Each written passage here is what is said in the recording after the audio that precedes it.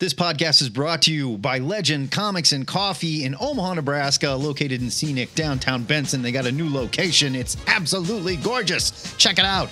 And by listeners like you. Go to Patreon.com/2headed nerd. Become a patron. Support this show. Our story this week picks up where we left off last week.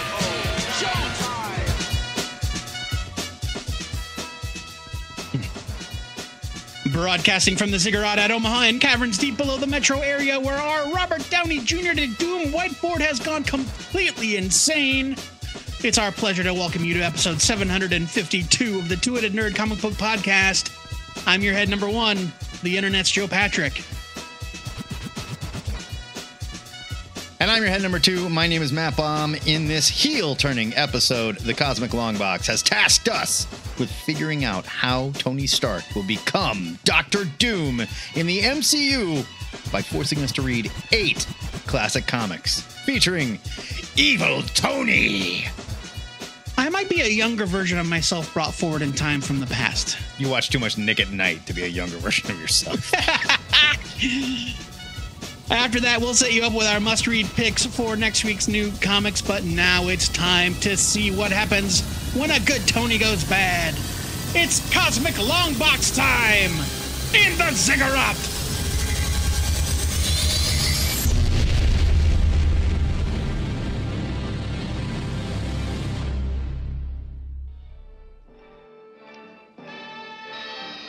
So let's set some rules before we get going here, Joe Patrick. We're not only looking at when Tony Stark becomes Doom. We will look at a couple times something very similar happens. But well, no, yeah, I mean that was never the mandate. The mandate was give us some examples of Tony being a bad guy. The evil Tony Stark, and we begin with a truly evil Tony Stark who would turn out to, just be controlled by somebody else. In the pages of Iron Man, number 325 from Marvel, the cover date was February 1996. This is written by Terry Kavanagh and Dan Abnett. Cover by James Calafiore, and it's a kick-ass cover. There's something about Jimmy C. When he's on, he is on. And when he's off, it's not so great. I can't explain it, but I do love the guy. Yeah, no, that's accurate. Art here is by a very young Jim Chung, James Calafiore, and Hector Colazzo. Colors by John Calise. Letters by Phil Felix, Brad Joyce, and Jack Morelli. It was a lettering job too big for one man. We needed all three. So, ungraded. This one sells for about $10 in 9.8 condition. $120. And I said to myself, why the hell would this be going for $120 in 9.8? And I thought maybe it's Jimmy Chung's first Marvel work. It's not. Close, but it's not. So I have no idea. Somebody loves this one. Huh? I mean, it's extra size. It's a milestone. I guess. Here is your setup. The Avengers just brought Teen Tony to the 616 in the pages of Time Slide to help take down the evil Tony Stark. That's right. There's an adult, normal, evil Tony Stark, too. Meanwhile, Mantis, who we forgot was ever a bad guy, is fawning over her adopted son, who will one day become the new Kang, and planning to take down the Avengers after they didn't stop her losing her celestial Madonna powers. I would say it was not the Avengers' fault, but I guess she's pissed that they didn't do more because Mantis has always been high maintenance like that. The Avengers are still reeling from Time Slide, where Avengers Mansion was destroyed, but Henry Gyrich shows up to make their lives even worse. And then Teen Tony, Madame Mask's third clone, just masked, and Hawkeye launch an assault on Tony Sr.'s Arctic base. Teen Tony. I mean, I think you can say that Henry Gyrich shows up to pad out the mandatory page count for a 325th issue. Oh, milestone. most definitely. The Avengers stuff in this is so sidelined. It's just like they were trying to fit it in. What are they even here for? I think they wanted this to be like some Time Slide, part of the Time Slide event, maybe. Or I mean, it is, but so there you go. Yeah, totally different artist. It has nothing to do with what's going on with Tony, but we've got young Tony here, drawn by Jimmy Chung, and he looks looks pretty good. He's in the lab. He's smiling. He's freaked out. He's doing his thing, inventing. The way Kavanaugh and Abnett are writing it, it's like Tony. He's got his spark back. He's young Tony, and he's so impressed by everything, and he's just driven by invention, and he's so happy about it. And then we get a look at evil Tony, who's also in the lab, but he just doesn't feel it anymore, and he is pissed off, and he's doing evil stuff for a reason that I couldn't quite put my finger on. So this is the part where I ask you, why is Tony evil? All right, so you could probably fulfill the requirements of a doctoral thesis explaining the events of Avengers: The Crossing, which is the actual name of the storyline. Right. Confusingly, Avengers Time Slide is the name of one of the one-shots involved in The Crossing, but there's also an Avengers The Crossing one-shot. Oh, come on. God. That also doesn't really do the story any favors. I think it might be the beginning of the story. I don't fucking know. It doesn't matter. Yeah. I looked at it. I was like, this isn't going to work. Ugh. It's 25 chapters in length. It's like Tony's Clone Saga. Dear God. But like a little bit less ridiculous. But they also got to a point where like the fans hated it so much they were like, shut this down, right? I mean, maybe, or more accurately, the fans hated it so much that when the heroes came back from Heroes Reborn, Kurt Busiek was able to just sweep it under the rug and say, and anyway, Franklin fixed it. The end. Oh, fair enough. And then we don't have to worry about it anymore. So what The Crossing revealed is that from the point of the Avengers' very first encounter with Kang the Conqueror in Avengers number 9, I think, 8 or 9 from the 60s. Right. Kang got his hooks in Tony Stark and had been secretly manipulating him for years and years and years in ways that I don't really know. Like maybe if you read the entire Crossing saga, you'll see what Kang had Tony do. Boil it down for me. Give me the crack rock. I don't want the same. It seemed to me that everything was totally fine with Tony being controlled by Kang until about 5 minutes before this issue, where Kang has Tony murder a bunch of people, okay, including Quicksilver and Crystal's nanny. Oh, wow.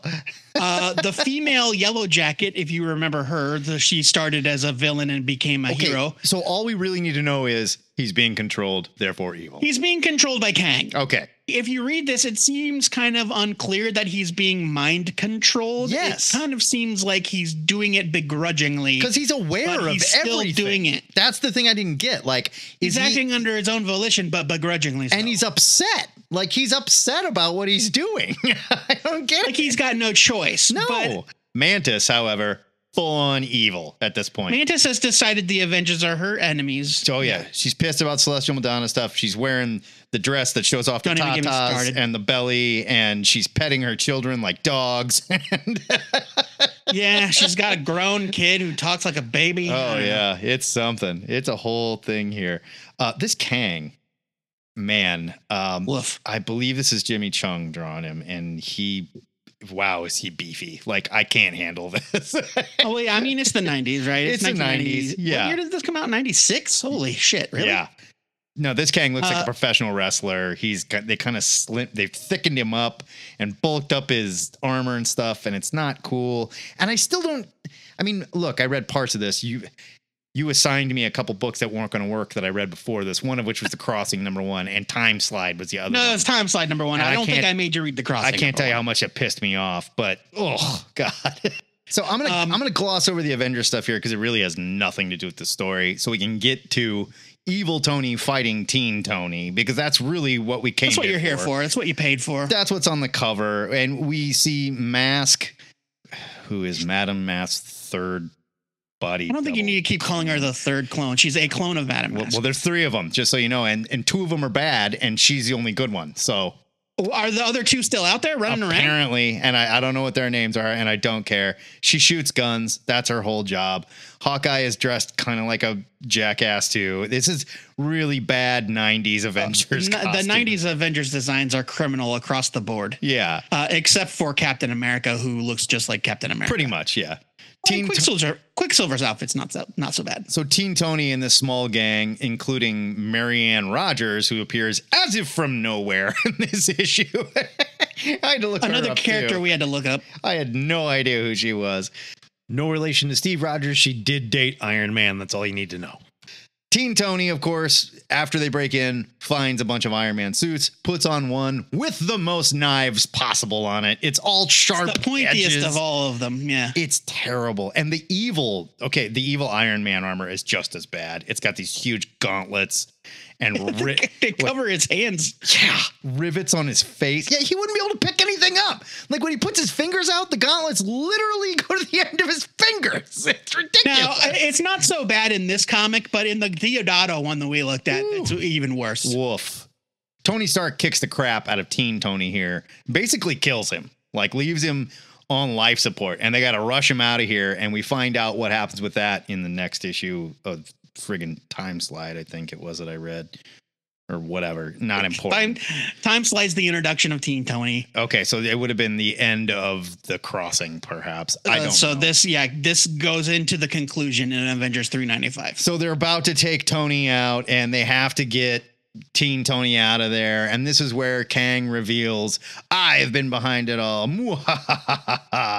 And look, if you're looking for an issue where we learn why Tony is evil at this point and who he's working for, then yeah, it's here. I'd argue Except it isn't really. But we don't learn why he's evil. We just learn he's being controlled. This issue opens with that info already being known. Yeah. Like it opens with Tony. The revelation has been made. But I swear to God, you guys, I looked through 10 or 15 different chapters of Time Slide trying to find the one that explains when and how Kang got his hooks into younger Tony. I don't think it's there, period. You can't find it. I don't think it's there. There is some extraneous Avengers BS that pads out the book, like Joe mentioned, and I guess it ties up some of this Time Slide business. A little too much force works here for my taste, and the art shifts are very noticeable. Not always great. Honestly, I thought Force Works was the best part. But Iron Man 325, it does a good enough job selling Tony Stark as evil guy that's being controlled. And it really does try to make the reader care about Teen Tony, who is going to disappear and never be mentioned again in like 2 issues. He goes into the portal in Onslaught Marvel Universe #1. Yeah. He runs into Onslaught's shimmering portal body in Onslaught Marvel Universe #1 and is never heard from He again. dies on his way back to his home planet. Yes. Okay, I'm giving this one a Skim It because it's doing its best it can to explain things. I'm going to give Dan Abnett and Terry Kavanagh a little bit of credit for being in a bad situation, okay? But I didn't hate this comic. I don't fully understand what's going on. Some of the art is really good. I will say this evil Tony is total BS because he's being tricked by Mantis and Kang. And I mean, Matt, but that's how these things go. Why. You're either being mind controlled or you're being corrupted by magic. We're going to talk about some others where that's how evil Tony goes. That is or not you've the been case at all. inverted by the Red Skull. I mean, come on. Well, sure. This book looks good for the most part. The young Jim Chung stuff is pretty rough. He's young. He's young and hungry. He's young, but you can see it there. Yeah, it's there. I don't think it's too rough. I think the Califior parts are legit good. Some of them, there's some panels. I mean, the designs are bad. That's not his fault, though. Do you want to talk about this Cap face here? Like, you think this is legit good? I'm not saying it's all great. I'm saying it's mostly How about great. this vision in the background? Look, it's the 90s. These guys are younger than they were when we came to know them. I like his mandroids. His mandroids look cool. His Iron Man, like that gallery of Iron Man suits is pretty badass. Sharp Iron Man looks stupid, but at least it's drawn well, you know? I suppose, yeah. The designs aren't really his fault. No. Yeah, it's a Skim It. This issue is a Skim It. All right. By accident. For sure. These creators did the best they could with what they had.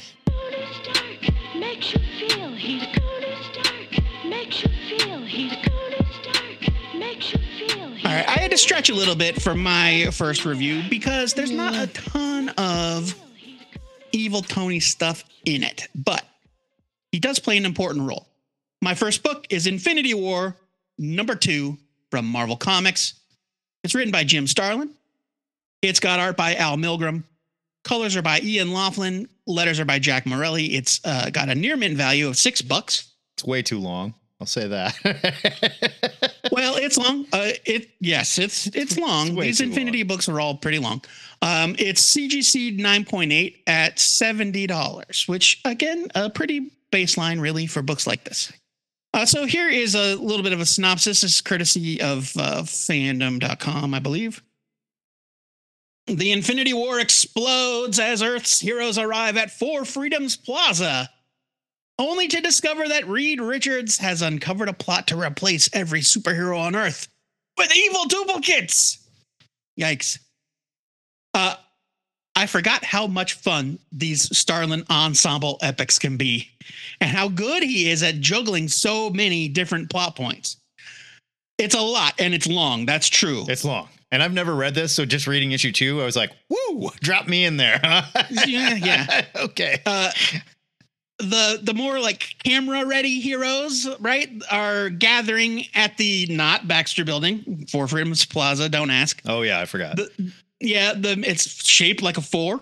Like the LexCorp L building, it's shaped like a 4. The Misfits and the Infinity Watch are planning on Monster Island. Galactus, Doctor Strange, and Nova, not that one, and the Silver Surfer are chasing down cosmic leads. We're talking Frankie Ray here, the hot as hell, gold-skinned, naked lady. Oh, yeah. That's on fire. Oh, yeah. I know they've got like a dinner table and they're all just like chilling out. Pip the Troll's there smoking, you know. Hell yeah. I mean, that's their headquarters on Monster Island. They got Moloid butlers just like us. It's awesome. Mole Man's there. He's not in the watch, though. He's not invited to the meetings. No, he's just in charge of the help, I guess. Yeah, right. And Dr. Doom and Kang are scheming in secret. Now, this is 1992, so this is before the crossing. But in theory, at this point, Iron Man is already secretly evil. Yeah, apparently Iron Man's evil. Man, this Drax, Ron Lim draws this Drax like a monster. Drax huge. used to, like, for those of you that only know Drax from the modern comics or the movies, Drax used to look like the Incredible Hulk wearing a superhero costume, complete with like a cape and a cowl. Big time, yeah.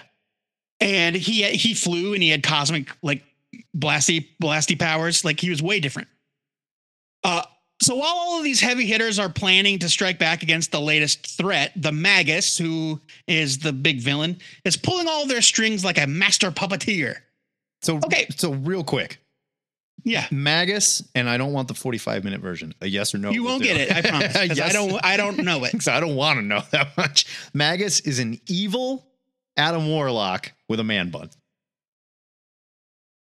More accurately, Magus is the evil side of Adam Warlock. Okay, that's enough. Thank you. I don't want to know anymore. And he has a man bun now, but in the 70s he had an afro. Oh, he's been around for a while. Oh yeah, a long time. Okay, all right. So there's an evil Iron Man doppelganger running around executing the master plan, and we learn that these weird duplicates, they don't just replace people, they practically become them. I didn't totally get that. Like, they are absorbed into them. So like when a scroll forgets who they actually are type thing? But yeah, so these duplicates, they like absorb the subjects. So when we see Tony take down the good Tony, or the real Tony rather, right? They extend it like extends its tentacles out and absorbs him. So if they were smart at all, they would have just said, yeah, real Tony's been being held in a cell somewhere this whole time, and duplicate from Infinity War is posing as the real one, and here's your time slide crossing story, whatever, you know, and Teen Tony takes him out and dies, and then the real Tony's back, you know, like, yay. Yeah, well, we're 4 years away from that, so they hadn't thought about that yet. Okay, all right.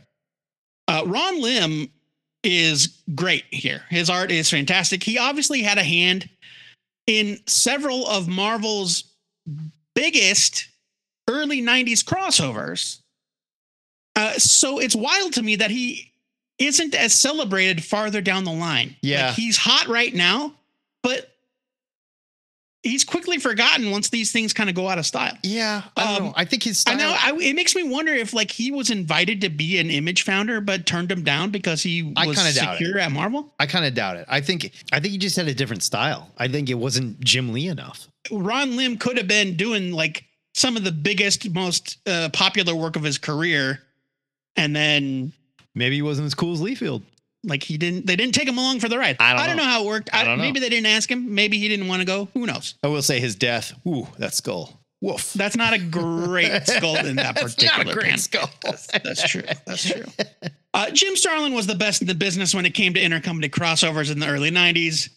Infinity War #2 is a ton of fun. I plan on going back and reading the whole 6-issue epic. I'm giving this a buy it. Like I said, there isn't a ton of Evil Tony. Yeah, this Evil Tony's bullshit. But I mean, you know, I get it. It's not bullshit. Stop saying it's bullshit. It's bullshit. They're not bullshit. They're all different kinds of Evil Tony. It's not Evil Tony. It is not Tony going because evil. He has become Evil Tony. He has absorbed and become evil and become Tony Stark. Yeah, I'm sure Squiddy thinks so. But sorry, Squiddy, you're still Squiddy. All right, knock it off. So although he's not in this book a lot, he is present for a lot of the biggest moments, including taking Spider-Man and Hawkeye off the board and the destruction of 4 Freedoms Plaza and perhaps the heroes ? With a gamma bomb. So like big moves. Yeah. And he turns the Avengers against the X-Men and stuff. Like he's making moves. He's bad news. I also love this panel where Daredevil throws his billy club through Reed Richards' neck. Fantastic. Yeah, that's great. The bent neck and stuff like that. No, this is great. And this is Ron Lim drawing everybody and killing it. Like every page is a huge group shot. This dude, I hope they paid the hell out of him for it.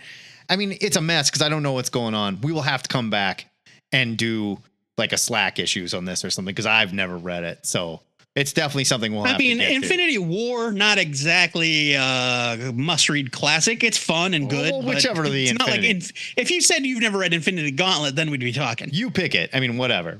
I've never read Infinity Gauntlet, so we'll do it. Oh, shit. Yeah, we'll get to it. Well, now you've done it. Well, I'm going to give this a buy it. I think it's kind of bullshit on the Evil Tony. It's a squid. Sorry. You got to stop. You have to stop ranking Evil Tonys on whether or not they're bullshit. They're all bullshit, Nat. They're either evil doppelgangers from a different dimension, what ifs, corrupted, mind controlled, whatever. There's only one Tony in this book that's actually Tony Stark. Wrong. And we're going to talk about one that's actually Tony Stark right now.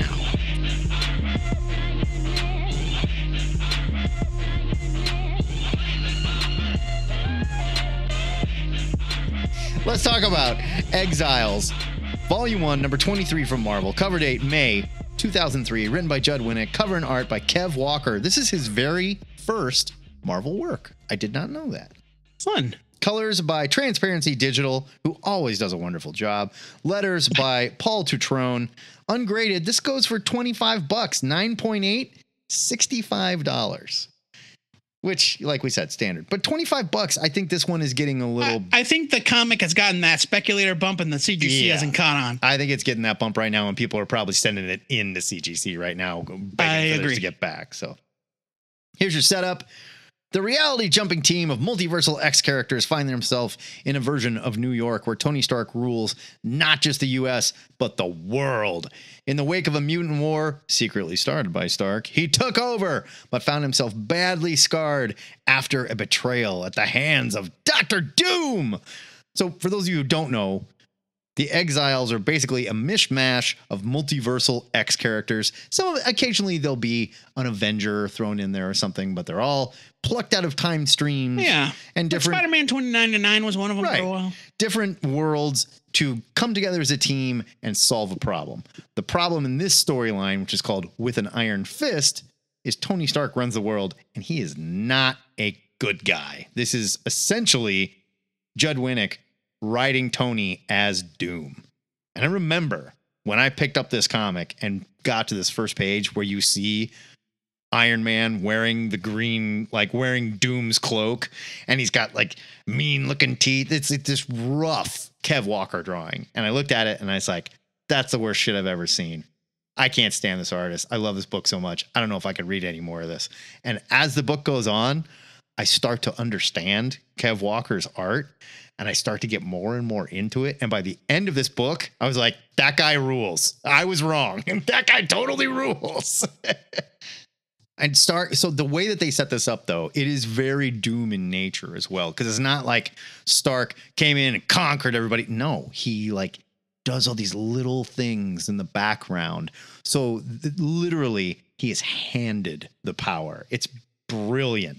And it's all like corporate takeovers and whatnot. He sets up the X-Men. He sets up Magneto and everybody. He kills them afterwards, but it's too late. He's already has the power. And the U.S. government or the European governments are all come to him like, please just take over. Like he starves the world, creates plagues that ravage the planet, and then feeds everyone and cures those plagues. So they just hand him the power. You saved us, Tony. Please run everything. Yeah, the way Winnick wrote this, though, and it's so Doom. Tony is thinking in the very beginning and just sort of overlooking everything that he rules. And he's thinking to himself, one does not take a planet by force.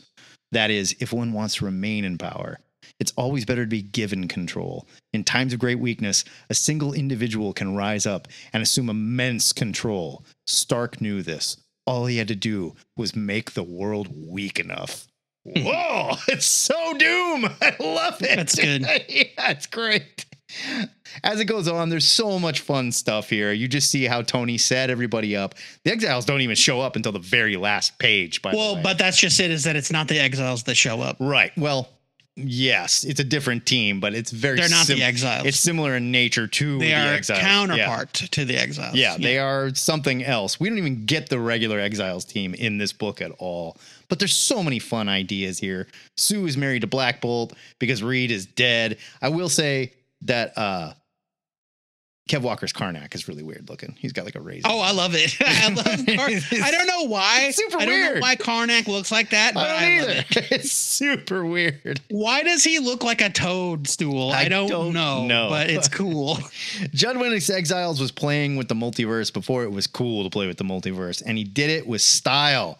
All the Exile stories were a mixture of What If and the X-Men with team members coming and going, and none of them were safe, by the way. With an Iron Fist is my personal favorite storyline from this run. It introduced me to Kev Walker. Exiles 23 does more to set up a world ruled by an evil Tony Stark than Time Slide could do in 25 goddamn issues. I'm giving this a buy it. I'm saying it. This is the best evil Tony, and just so happens to be acting exactly like Doom all the way down to wearing Doom's cloak. I love this book. Well, yeah, I mean, but he's not claiming to be Dr. Doom. He stole Dr. Doom's cloak when he killed Dr. Doom. Yeah, he publicly murdered him and took his cloak. and so people were like, oh, man, he killed the worst villain in the world. Tony Stark is our god. He's our savior. Right. He killed Dr. Doom. He's paying the price for it now, but he's hiding that from the world. It's all very compelling stuff. Yeah. This is a buy it for me. I like this a lot. I think Exiles is very good up until a point. You can stop when Judd Winnick leaves the book. Oh, by all means, just go ahead and bail on it. Just stop. Just bail. This is probably the best storyline from that run. I think so. I'd have to revisit it, but I like a lot of that run, but this is very good. I love Kev Walker as well. It is a buy it. This is a very good Evil Tony. No doubt about it. Oh yeah. Great Evil Tony.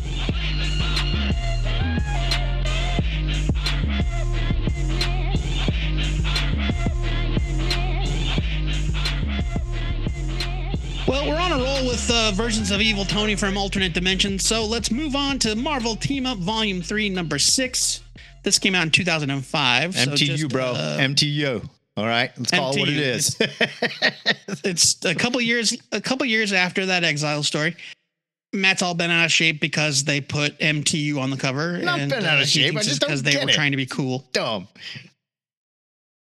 It's written by Robert Kirkman with art by Scott Collins, colors by Studio F.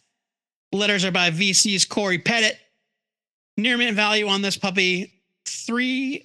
This is during Robert Kirkman's very brief Marvel tenure. Yeah. CGC 9.8, $50. Here is your setup. You know what? This is actually a solicit because this was in the Diamond database. The Golden Child, part 6 of 6. The epic struggle over Paul Patterson has caught the eye of a certain one-eyed S.H.I.E.L.D. agent. Luckily, Captain America is on hand and is dispatched along with the Black Widow to deal with the problem once and for all. Meanwhile, Titanus continues to set his master plan in motion, and the stage is set for the next great Marvel team-up epic starting next month. Take their word for it, because we won't be reading it. Nope. Unlike the original Marvel team-up, which was basically a Spider-Man title with rotating guest stars and rotating creators telling one-off stories, this volume was led by a singular writer, Kirkman, and had no lead character and an ongoing plot that pretty much ran throughout the entire 25-issue series.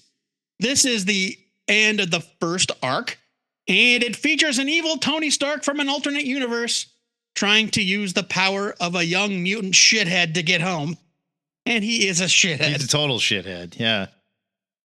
That's our man, Paul Patterson, the aforementioned. There's a great opening line here. I guess Spider-Man ain't shit in this evil Tony's universe.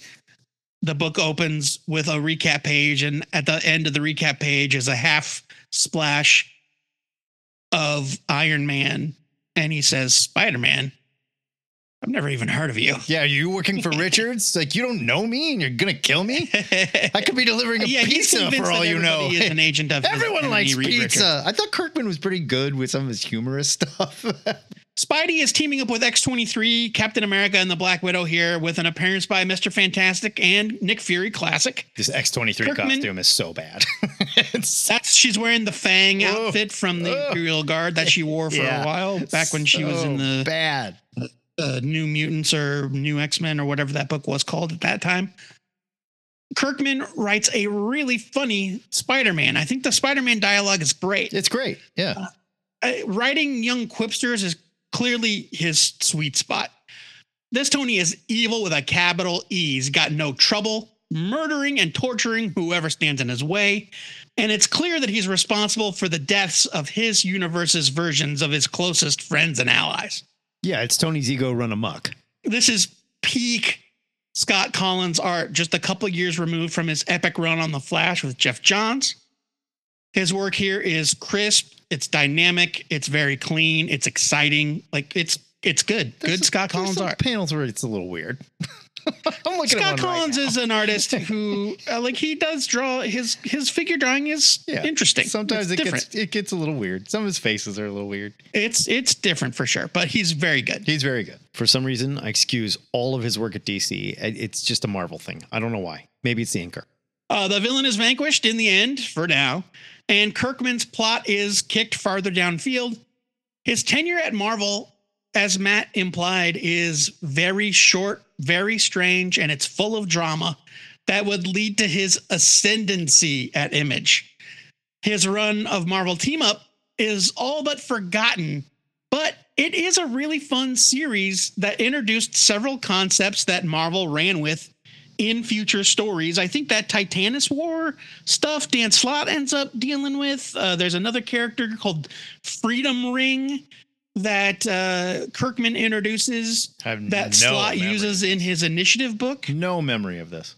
Yeah. Freedom Ring is a character who's got a magic wish granting ring made up of fragments of a cosmic cube. He's kind of neat. Got a dumb name, but he's kind of neat. Yeah, fair enough. Terrible name. I'm giving this a buy it. This is a great version of an evil Tony. He comes back like a bad penny throughout the series. This is a buy it, though. I thought this was fun. This is a fun book. I liked it, too. It's kind of a shame that we didn't get to see a Kirkman tenure in a lot of these characters because, his Spider-Man is great. I totally agree. And I like the take of his evil Tony. It's just, like I said, it's just his ego run amok. All of the things that he's mad at people for, they're his own fault. Well, of course. He's just evil. Yeah, but, ego. What can you do? This is legit good evil Tony, though. I'll give you that. I'm giving this a buy it.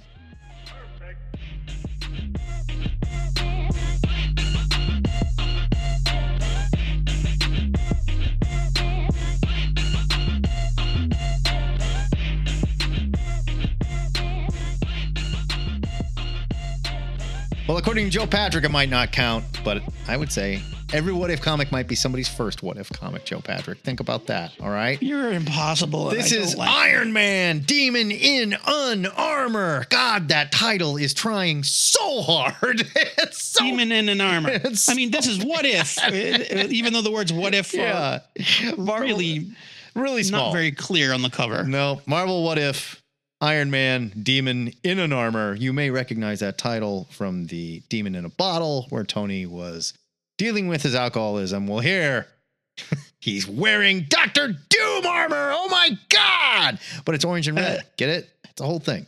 Let's get it. This is even an homage. Let's not call it a parody. It's an homage to the Demon in a Bottle chapter where drunk Tony with his mask off is staring into the mirror. I would say it's close to a parody because his arms and his face are so big that he looks like a weird baby. Whatever. This is your man, Bob Layton, drawing this cover. I love Bob Layton. I do. Cover date, February 2011, written by David Michelini and Bob Layton. Cover by Bob Layton. Art by Graham Nolan. Inks by Mark Pennington. Colors by Soto Color. Letters by Dave Sharp. Ungraded. This goes for $100 damn. And, and in CGC 9.8, it goes for $140 damn. I will tell you why in a little bit. Don't worry about it. Here's your setup. Tony Stark is off to college where he plans to party and chase girls. Too bad he's stuck with a nerdy exchange student roommate named Victor Von Doom. Join the Watcher and bear witness to a tale where Tony Stark becomes Dr. Doom.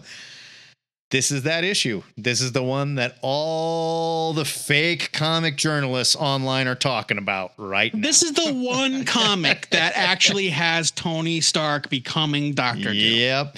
And all of the rest of the evil Tony comics, he's like Dr. Doom adjacent or reminiscent. Might have killed Doom or something. Becoming Iron Man. Totally different stuff. He straight up becomes Dr. Doom. We see Tony moving in with Victor instead of Reed. And of course, Victor's evil. He's got something going on in the school basement because who would notice that he hauled all this gigantic machinery down there? Right?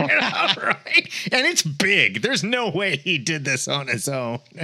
Tony and Vic completely hate each other. But for some reason, when Victor's like, Tony, I need your help to work on my secret basement project, Tony's like, I'm in, brother.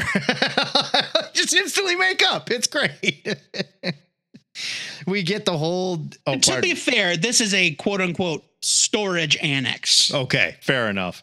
So it's possible this stuff was in here and he just like rearranged it and built it. I don't know. He hauled a bunch of shit in here for certain. Or he's like, oh, another broken machine to take to the storage annex. Womp womp. I guess. Yeah. But he ends up building a brain swapper. Tony, of course, doesn't know this. He sits Tony down and restraints come on and things plug into his head and boom, they swap bodies. Victor Von Doom is now firmly in the body of Robert Downey Jr. There it is. This is how the MCU is going to do it, Joe. You talked about it just the other day in our gang hang. This is how they do it, right? 100%. No question. 100%. Body swap. Quote me on it. From here, we get to see what... You know what? Refreshing change of pace for modern what ifs. The fucking Watcher is here. The Watcher does introduce the story. Yeah, this is old school what if. The Watcher's like, bear witness to this tale, blah, whatever, right? So they switch bodies. Victor Von Doom becomes Tony Stark. We'll call him Victor Stark. Tony becomes Tony Von Doom. It's Tony Von Stark. He goes home to Latveria, starts Doom Industries, while Victor starts Stark Industries. Of course, he's got bad things planned. Tony's trying to be a good guy. We even get the demon in the bottle scene because he was depressed for a while. He didn't know what to do, but pulls himself out by his bootstraps, creates his own company, and of course, all this is leading to a collision course with Victor Von Doom Tony Von Doom, when Tony gets sick of Doom Industries moving in on all his Stark inventions, right? So puts on his armor, which is green Iron Man armor. Flies to Latveria and decides that he is personally going to trash the Doom headquarters. He's going to walk in, blow it up. Now, here's the thing. Tony built an armor of his own, and this is literally where I started laughing out loud when I got to this point. Because it's a rescue armor with a flame retardant cape and skirt. And guess what? It's an orange and red Dr. Doom armor. I mean, it's red and yellow like the classic Iron Man armor. Right. That's what they want you to think. But it's just straight up. But why? It's wearing a skirt. It's got a leather belt with a big old belt. It's Dr. Doom armor. It's Dr. Doom armor. And that's palette swapped. Yeah. And they're calling it rescue armor. Right. And not to mention, it would be terrifying if you showed up to save a kid wearing this or something, right? It's got a cape. What? Why? Because it's flame retardant. They explain it. I will say, okay, I'll give Leighton and Michelini props. They try to explain it. It's flame retardant. So he can take the cape off and drape it over people or something. Maybe because he's wearing armor. So he sure as hell doesn't need to wear a flame retardant. It's not to protect him. Right? It's for protecting the injured, it says. What's the hood for? Fashion. Okay, thank you. They get in a big dumb brawl. Doom in the green Iron Man armor has War Machine type missiles and bullets, and Tony in the orange and red rescue Doom armor, which is just so ridiculous. Uses the magnetic rays in his suit to turn the missiles back at him and stuff, because, you know, they was designed to lift debris off people that were trapped or whatever. But then he hacks, the Iron Victor Doom helmet or whatever. That's it. Oh, sorry. His systems must be like mine, triggered cybernetically. If I can duplicate his frequency, override his mental commands, rescue suit has the pairs his Bluetooth to Doc's suit like Spider-Man does to Dr. Doc's arms in No Way Home. It's like pretty much. Yeah, right. And it look, whatever. This is big, stupid, what if fun. It's very Silver Age in nature. It's not fun, though. Had this comic come out in the Silver Age, I would cut it some slack, but this was 2010, goddammit. And while some of Demon in Unarmor, God, I just can't even say that title out loud. While some of it came off as clever, it was too much cheese. I love the what if exercise. This one follows the formula perfectly, but the story is silly and not fun silly. Nolan is also an artist I love, but this is late in his career and he's kind of going through the motions here. This is a leave it. It's not good. There is no way this is the blueprint for the Avengers Doomsday or the Fantastic Four movie. So just stop it, speculators. Stop it. They're not going to use this. Look, okay? I think two things can be true. I think that they can choose not to be following this dumbass story and still have a body swap plot in mind, because there are lots of body swap plots. I'm just done with Screen Rant's AI holding this up and saying, this is the comic. Yeah, right. I know. I agree. Marvel quietly released the comic that exposed how they're going to do whatever in 2010. Yeah, right. Yeah, exactly. Shut up. like Robert Downey Jr. is going to show up in the Fantastic Four movie wearing red and yellow armor, red and yellow Doom armor. And mind swap, no, get out of here. Yeah. No, this is stupid. This comic book is stupid. It's bad. It's stupid. I'm giving it a leave it as well. I used to like Graham Nolan a great deal. This art is bad. It's bad. And Graham Nolan has gone on to become a Comicsgate shithead, so I don't feel bad about saying so. Oh, that's too bad. God damn it. That's a lot of old dudes. I mean, it's like, look, they get radicalized. He's somebody's uncle, just like that one that you've got, there you go. Yep. It's a shame. Leighton and Michelini, they had better than this in them. Oh, definitely. This is a very silly and not, like you said, not in a fun way. The art is not great at all. I do give it points for having the Watcher, but that's really more of like a personal thing. Yeah, this is a leave it. I didn't like it. Reads like a 15-minute plot they came up with while drunk at the hotel bar at SDCC or something. It doesn't deserve having that extra credit.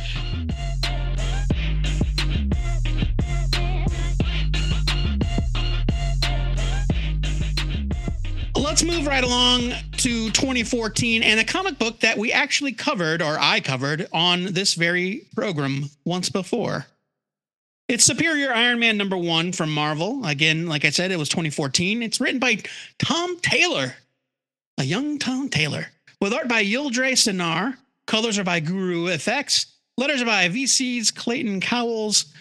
Design is by Summer Lacey, Nelson Ribeiro, and Irene Lee.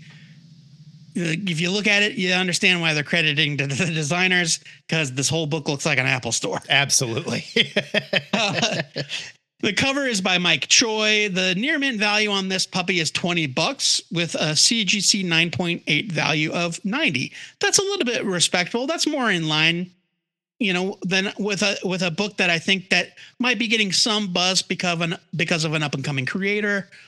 That's that sort of thing. I suppose. Yeah. I mean, and this one was held up a little bit. Because it's not outrageous. It's not $100. No, but there was some speculator talk about this one and the MCU plans to. And I'm like, no, come on, forget it. You didn't read the comic. It's a nice try. Yeah. Here's your solicit. Spinning out of Avengers and X-Men : Axis. Ugh. Yeah. The old Tony Stark is back. Only this time he's superior.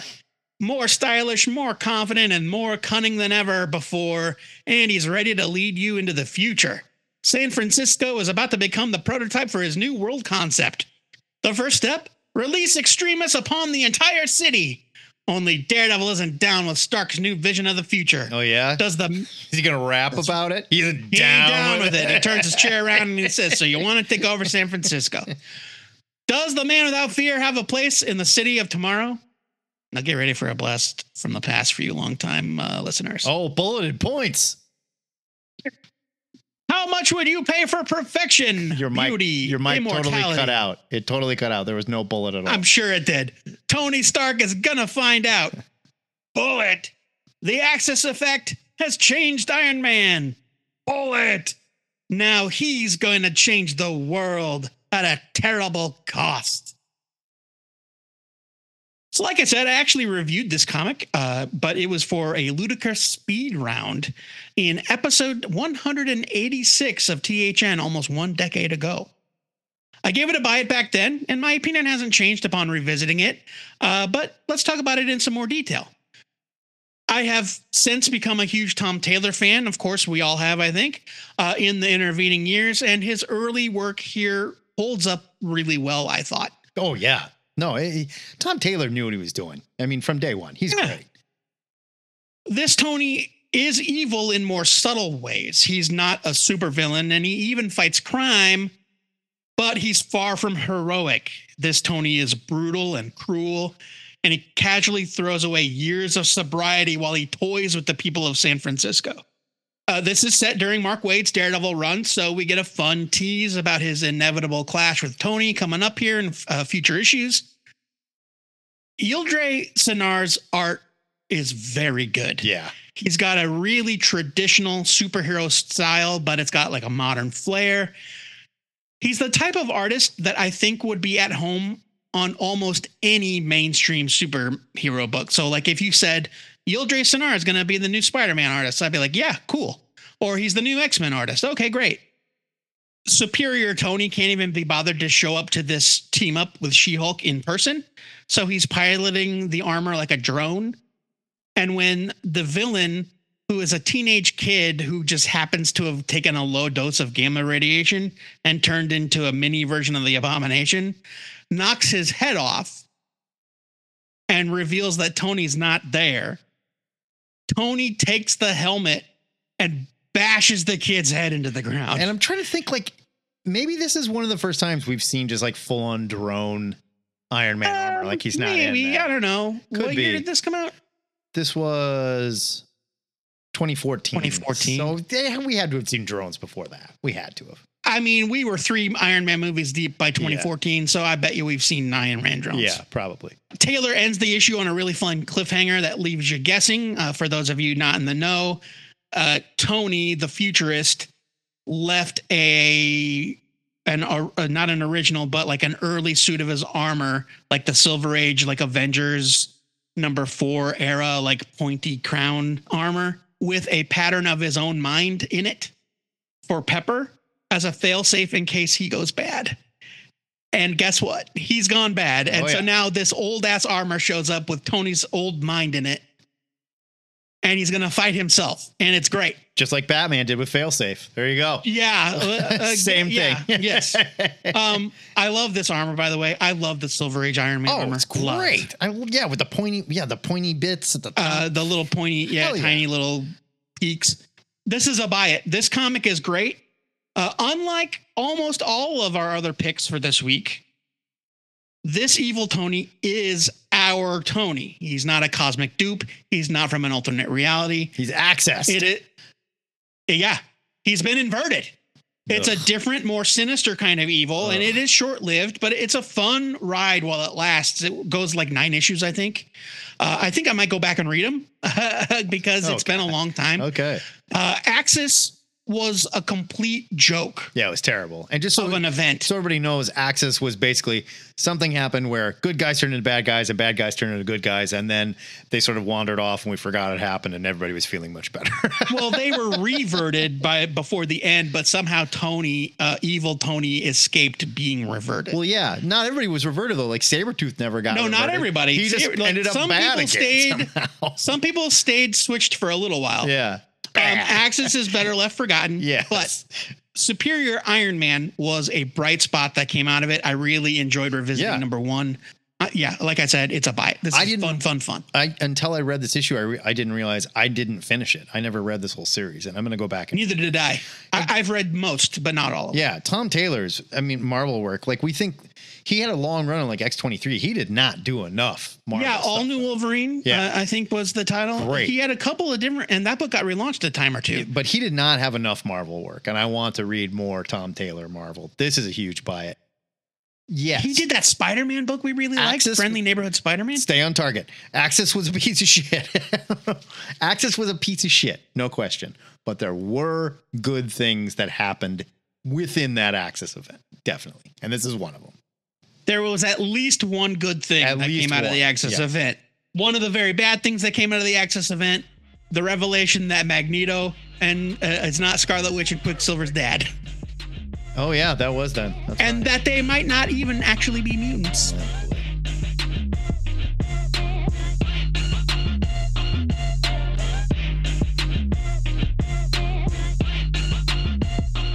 While on the subject of the Scarlet Witch, let's talk about Darkhold Iron Man, number 1 from Marvel. This was December 2021 is your cover date. Written by Ryan North. Cover by Valerio Giordano. Art by Guillermo Sana. Colors by Ian Herring. Letters by VC's Clayton Cowles. Cover price is what it goes for, as far as I could tell, but a 9.8 version of this, CGC, went for $220, and I don't know why.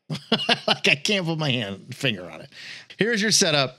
Ryan North turns his talents to a brand new genre. Called forth to face the dread god Chthon, Iron Man reads from the ancient, ill-fated text, the Darkhold, and it doesn't go well. It changes the course of his entire life. The armor that has saved him countless times is about to become a prison, one whose only escape is a fate worse than death. The brilliant comedic mind behind Unbeatable Squirrel Girl and Dinosaur Comics brings you the body horror tale of the century. Now, like, be careful there, Marvel, because you're like, hey, kids, Squirrel Girl, Dinosaur Comics. This is not for you. Kids are not going to read the solicit, man. They're not going to get to that part of the solicit and go, ooh, no. So, speaking of other forgotten events, in 2021, there was a Darkhold event, but it wasn't really a full-on event. There was a Darkhold Alpha book. It was sort of a 5th week event. Yeah, well, there were 2 books, Darkhold Alpha and Darkhold Omega, that definitely told a story. And then in between those, there were 5 one-shots that showed how several characters were affected in this alternate Darkhold reality. And I'll tell you what, this is instantly more clever than the What If I just reviewed.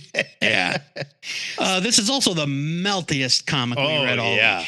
And it's man, Santa as an artist has a very light touch. It is similar to like when you're talking about Sean Phillips earlier, right? Sure, yeah.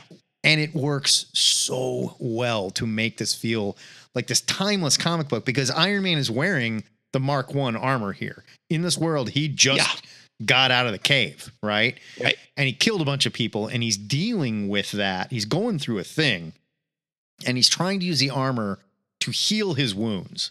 And at the same time, he's talking to Pepper about how he doesn't want to be remembered as an arms dealer, as a guy that built a bunch of weapons. I want to build something better. And I want to use this Iron Man suit to heal myself and show that we can heal the world with technology too. And he's like, while I'm saying this out loud, he's like, and I realized it the second I put on a suit of armor, and murdered every man and woman that was holding me hostage. You know, like, whoa, that's brutal. It's so good. And the story, it's all narrated by Pepper, and she's slowly watching Tony and his genius at work as he tries to move away from Tony Stark as a weapons dealer into Tony Stark as someone that is healing people, but he doesn't realize that the armor is killing him. Yeah.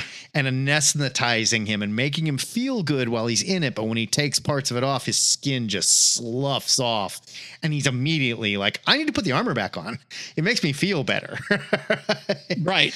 It's this wonderful horror story. And there's so much good shit here. And it's Ryan North who writes funny comics. This blows my mind how good this was.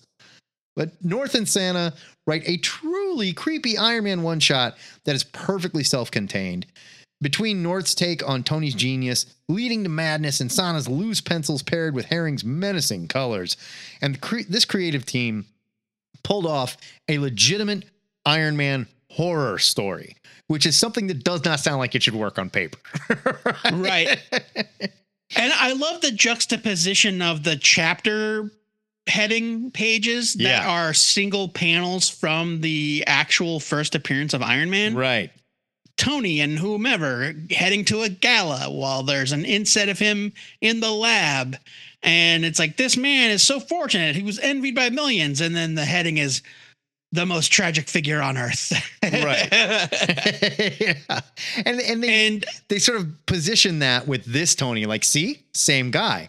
It's just something horrible happened to it. It's like Lovecraftian. He read the wrong thing and his life is ruined. Well, actually, I had to look closely at this again because I was trying to figure out, like, at what point does Tony read the Darkhold in this? And he doesn't. It's not in this. It happens in Darkhold Alpha. It's that in Darkhold Alpha, Tony is one of the characters that reads the Darkhold, and he is shown a dark alternate life. Yeah, that is not here at all. Like, I had to research this is just the alternate life part. Yes. And so if you don't know that, you're just reading a really creepy Iron Man story and you don't know why it happened. And you get that in the dark. You get that in the recap. There's a little blurb about like what happens. Like, which is fine. Tony reads from the Darkhold to help stop Chthon, and the pages of the Sinister Book showed him a more twisted path. Right.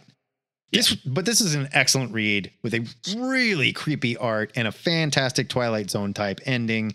I'm giving it a buy it. I don't think this Tony's as much evil as he is just corrupted and insane because the Darkhold got a hold of him. But that is not here in this issue other than that info page. So. Well, I mean, he's monstrous, right? Right. I mean, it's the Fly. It's the Fly. Yes.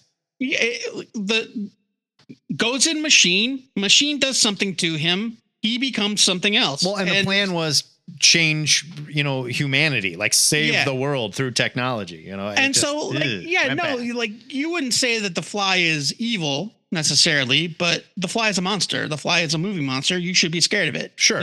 And you should be scared of this, Tony, because woof. You also don't need any of the Darkhold bullshit that they mentioned. No, you don't. For this story. This could have just been a what if. This could have been that he wrote a creepy what if. They went, hey, can we use it for the Darkhold thing? And they're like, sure. Go ahead.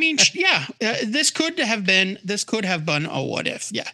We're playing kind of fast and loose with what exactly happens in the end, but it's not good. And you should read this comic because it's awesome. It's great. It's scary and gross, and it's a buy it. It's very good. The art is beautiful. Again, an event that nobody really cared about. No. That had some bright spots. This is one of them.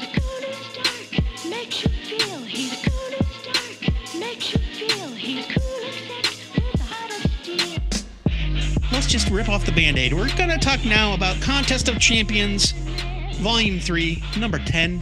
This is from 2016. It's written by Al Ewing. Just want you to keep that in the back of your mind. I mean, look, Al had a job to do. Sure. He came in 2016. Did the job. It was 2016 Al Ewing, not 2018 Al Ewing. Let's have some perspective. Art here is by Roald Marsilius. A name I had never heard before and have never heard since. Nope. No offense to Roald. I'm just saying. Where are you? Nope. Colors here are by Andrew Crossley. Letters are by VC's Joe Sabino. Unfortunately, we know where that guy's been. The cover for this issue is by Scan. That's Scan with a K. Just FYI. Near mint value of this puppy is $5 entire. Is it $4.99 cover price? Because that would be the only reason. Maybe. Yeah, I bet it is. I bet it's $5. There is no CGC census data for this comic at all. Are you kidding me? So. Nobody CGC'd this one? Huh. No. Wow. No. Here is your solicit Iron Patriot Supreme. Bullet. Maestro's team of Dark Avengers were powerful enough to go toe-to-toe with the Renegade champions, but are they too powerful even for him? Question mark. So there are there's a lot of moving parts in this issue. There are the champions, which is a team of characters created for the Marvel Contest of Champions video game. Plus Ares is here, and Nigel Higgins is an existing character who Marvel trotted out for some reason. There's also the Mighty Avengers from an alternate reality led by the Iron Patriot, the evil Tony in question. There's also the Thunderbolts, a completely separate team of characters that are also here from a place, and it doesn't matter where or why, and none of it matters. This is all video game tie-in, right? For like their game. That's all it is. The thing about Contest of Champions is it's kind of like, you remember in Street Fighter where sometimes you'd select your character and then Ken would be wearing red instead of white. Well, sure. Or blue instead of white. Yeah, well, you unlock different outfits. Yeah. Palette swapped. Right. And this book, basically, this is the idea of multiversal variants before that was really a thing. But this is also a game. Marvel Contest. It's a mobile game. Yes, yeah. It's a mobile game. And this is a tie-in for their mobile game to get us fired up. That's what we're doing. So it's like alternate costumes for these characters. Do you want to put Black Widow in the Iron Spider outfit for no reason whatsoever? Maybe. I don't know if you can or not, but sure, it's an option. Or hey, remember when Captain America dressed like this in the end of that movie? You liked it, right? Buy the mobile game. You should buy the mobile game so you can do it. Sure. Right. All right. So let's just get into it. There is a whole backstory here that attempts to justify Marvel smashing mobile game nonsense into their main continuity because it does touch the main continuity. Ugh. But do not ask me how to explain it. Ugh. It does not matter. Don't ask. It doesn't. Let's just say it does it. It just doesn't do it well. That's all I'm going to say. I could not believe when I saw Al Ewing's name on this thing. Now, he was a couple years from his breakout work on Immortal Hulk, but he had already written some high-profile stuff. So why is he writing this dumb video game tie-in? Because he got paid. Get it? Because he got paid, baby. I hope he got paid a lot. I hope he got paid a lot. I'll bet he got a stack of cash for this because they were like, yeah, we got to fire up the game. We got to get it into Matt and Joe's hands so they buy and download the game. Yeah, because they're making this free-to-play microtransaction money, which is, let me tell you, nothing to sneeze at. That's all we do with your donations, by the way. They're all go to microtransactions. We play free-to-play microtransactions. Yes. We buy free-to-play microtransactions. Ewing does his best to try and sell the ridiculously complex premise. Ugh. I've read this thing twice. I still can't really recap it. I don't want to recap it. Again, don't ask. The issue focuses on a version of Tony that goes bad after he not only wins the superhero civil war, but cheats his way into the presidency of the United States. Did I mention he also has the reality stone? Oh, sure. So why not? Yeah. And so he has no problems killing anyone that gets in his way. After all, he can just wave his hand and bring them back. Except his stone doesn't work outside of his own universe. Wah, wah. Yeah, you got a hole in you now. To Ewing's credit, he did use the series to flesh out some of the characters that debuted in the game. So they have personalities and they have backstories when they finally made their jump to the 616. Do not care. Okay. It's not in this issue. I'm just saying this is a 10-issue series, so it's in here somewhere. White Fox was one of those characters that made the jump. White Fox is one of the, there's a character named Guillotine that makes some appearances later on. Boy. They have pasts and histories and origins that Ewing helped create. Janine Sauvage, the Guillotine. There you go. The art by Marcellus is okay, I guess. It's not great. But I did giggle at how he had Frank Castle wearing a Breathe Right strip through the entire issue. It did, but it's trying so hard to I mean, I get that it's a bandage, but it looks like a Breathe Right It's strip. trying to be manga without being manga so hard. So hard. Like, ugh. I mean, yeah. I haven't looked it up. I don't care enough to look it up, but it makes me almost wonder if somebody like Paco Medina started off on the book, or David Baldeon, like a young David Baldeon, started off on the book, and Marcelius was like trying to ape. Yeah, it was Paco Medina. I thought maybe he did designs on the game too, but he just worked on the first issue of this. Contest of Champions #1 is the Secret Wars tie-in. Oh, that's right. It's a Secret Wars tie-in because this was a battle world. Oh, God. It's the Secret Wars tie-in that nobody wanted and that overstayed its welcome by about 8 issues. I can see Ewing trying his best here. It is not enough. This is a leave it. This evil Tony gets curb stomped by the maestro in the end. We are all better off for it. Absolutely. Quite frankly. This is a leave it. This is, you can just see like editorial directive, like, guys, we got to put it out. We got to support the goddamn video game. We'll just make it a battle world tie-in. Hopefully nobody will notice. They'll just buy it, not knowing what it is. And it'll be fine. Don't worry about it. Just come on, get it done. This is garbage. This is just straight garbage.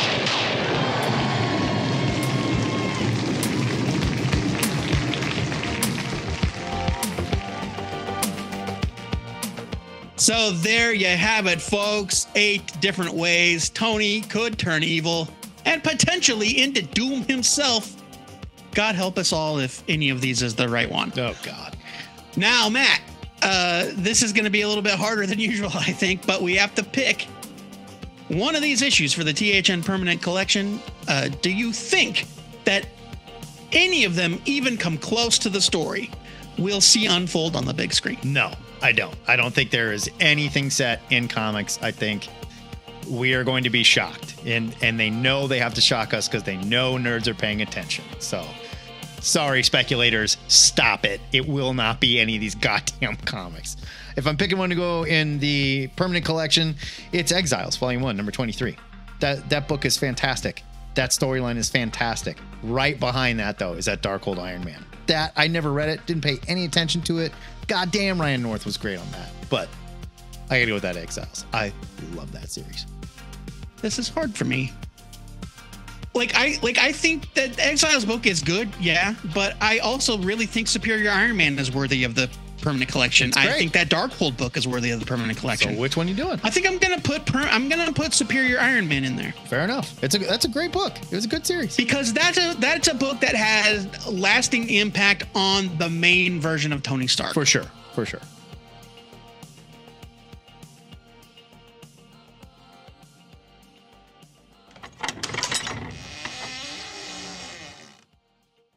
Joey, it's time to head to the THN Sanctum Sanctorum to discuss a new comics hitting your LCS next Wednesday, August 28th. And we got to make our must-read picks. And I mean, you keep doing that, and I keep doing what I want. But I'm looking at yours, and I'm just like, really? Okay, I mean, that's just what I'm doing, man. You know, go. You go tell them, old man, what should they pick up next week? It is what I'm going to. And I'm going to be proud of it. My must-read pick for next week. And this isn't some curiosity nonsense.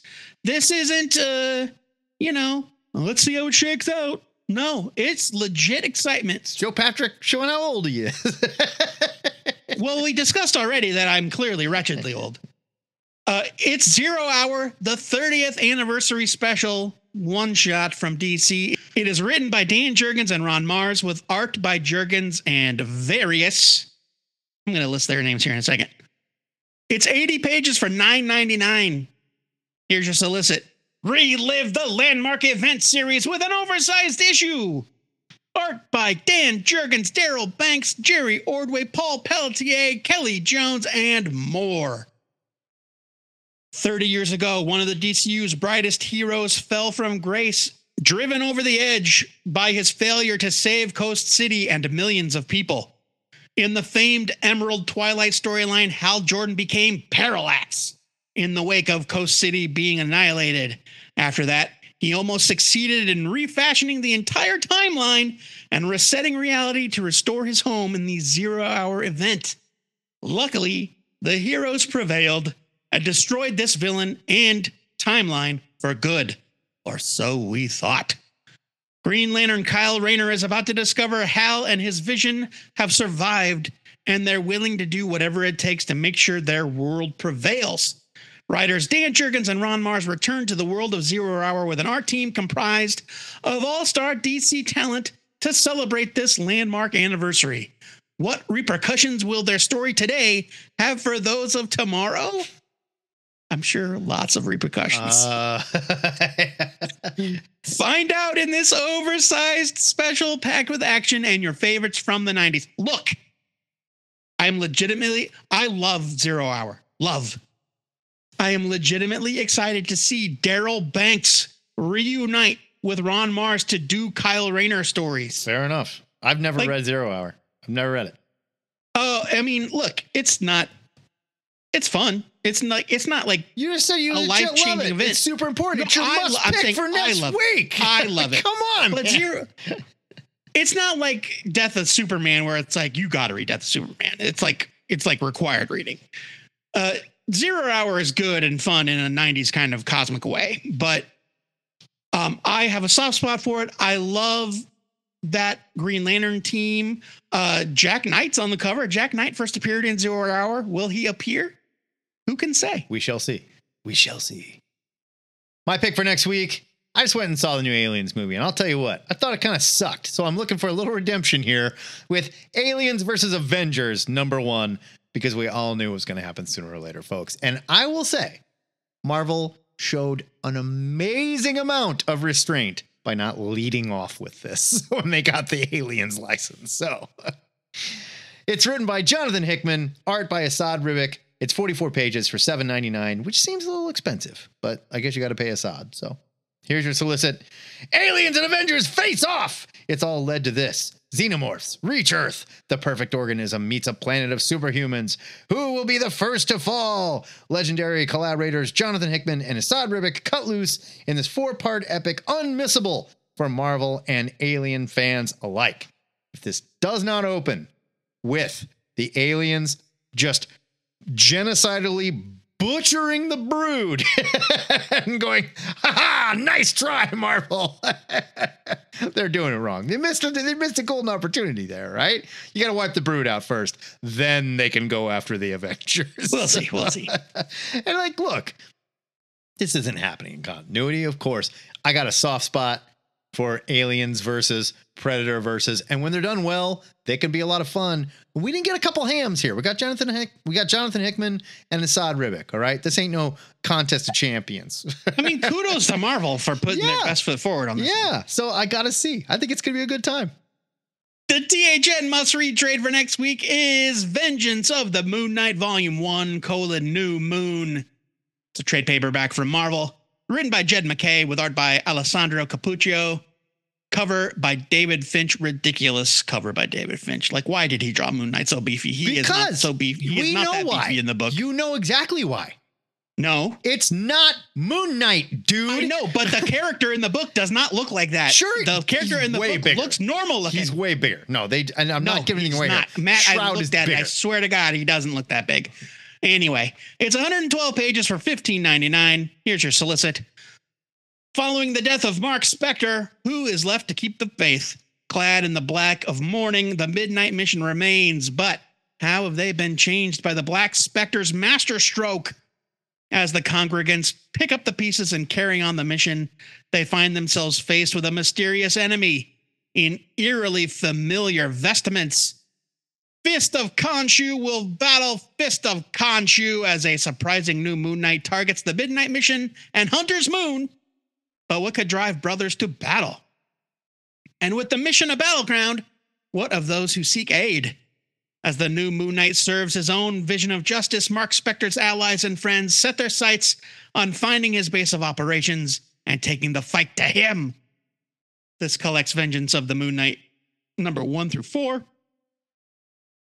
So Vengeance of the Moon Knight. This is last year's 2024, just so everybody 2024, knows. yeah. Following the very highly publicized Death of Moon Knight story arc, Jen McKay's Moon Knight has not stopped at all. No. This entire time. No, it's been it's so about to come back with a new #1 now that Mark is back. But Vengeance on the Moon Knight very quickly reveals that not only is this Moon Knight not Mark, but he's a character that we know, and his motives are suspect.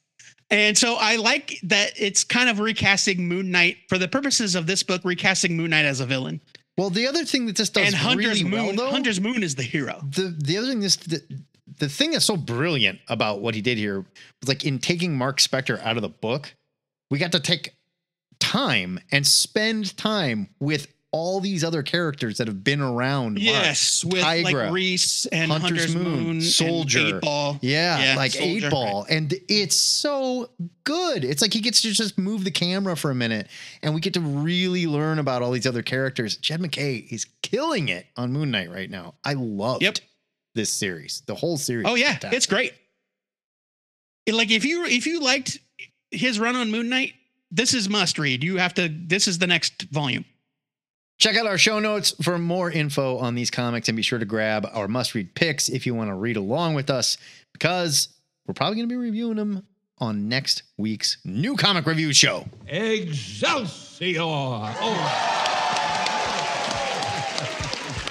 And that's it for THN 752. Next time, like I just mentioned, new comic reviews return to the show, and we're going to give you a sneak peek of our Patreon extra, where our resident Valiant Comics expert, Dr. Carl Smith, we keep him chained up in the basement under the Ziggurat, where he is forced to only read Valiant Comics. And then we come by and we go, Carl, what's going on? And he tells us a little bit, and we go, never mind, I don't want to know. Well, we're going to bring him up, we're going to hose him off, and he's going to talk about the resurgence of the Valiant universe, #1, and hopefully provide some insight into the rocky road that got us here, because it wasn't exactly great. Yeah, exactly. In the meantime, join us for the THN Gang Hang on Saturdays at 11 o'clock Central. Check out our Discord for details. Joe Patrick, what else can mild-mannered nerds do at the Discord?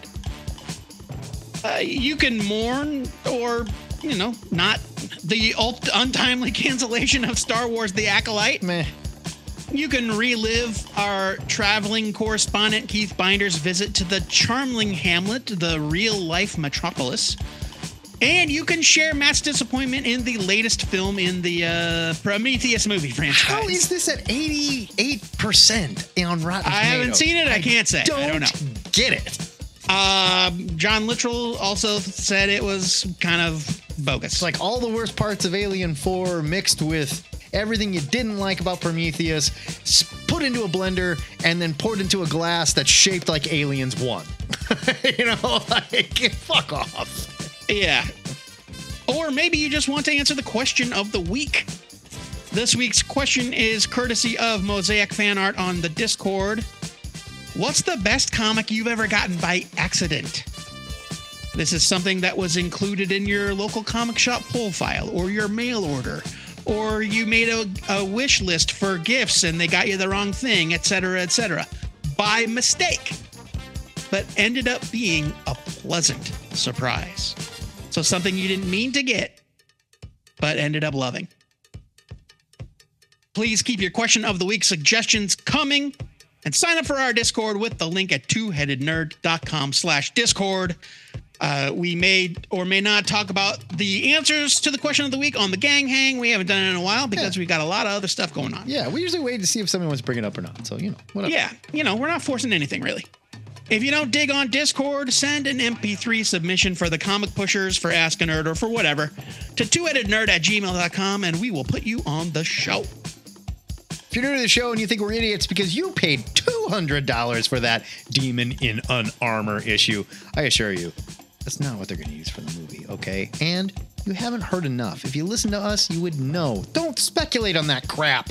The good news is you can hear the entire run of THN in our digital longbox archive at twoheadednerd.com. THN is a listener-supported podcast. It would not be possible without the generosity of donors like our patron, yesterday's birthday boy, Mr. Mark Stern. You want to know why I love Mark Stern? Because when Joe Why? Patrick's getting all uppity every once in a while, Mark will chime in and be like, I don't know, Joe. I got Matt's side on this one. I appreciate it. If you like what you hear on the show, it's easy to support the show. You can sign up to be a patron at patreon.com/2headednerd. He's just humoring you, Matt. I just want you to know that. I don't know, dude. Before we go, our weekly shout out goes to longtime supporter and Discord regular Joe Reynolds, who has taken it upon himself to raise up the next generation of nerds by introducing his young nephews to the brutality of classic NES video God, games. man, Marble Madness made me question whether or not I was even like a man at one point. I was just like, Jesus Christ, this game. Keep up the great work, Joe. Just make sure that you keep up with their comic book education as well. It's important. Yeah, it can't all just be full-time Rygar, all right? Until next time. Oh, fuck Rygar. True believers, remember to pre-order comics. Your retailer might just make fun of your Karnov tattoo. This is the Two-Headed Nerd. Signing off. Remember Karnov? You were the shirtless... What's wrong with a fat, bald Russian shirtless dude that puffed his arms like a chicken and blew fire? Yeah, dude, I loved Karnov. Boom, boom, boom, boom, boom. They're not good games, It guys. is not an easy game either.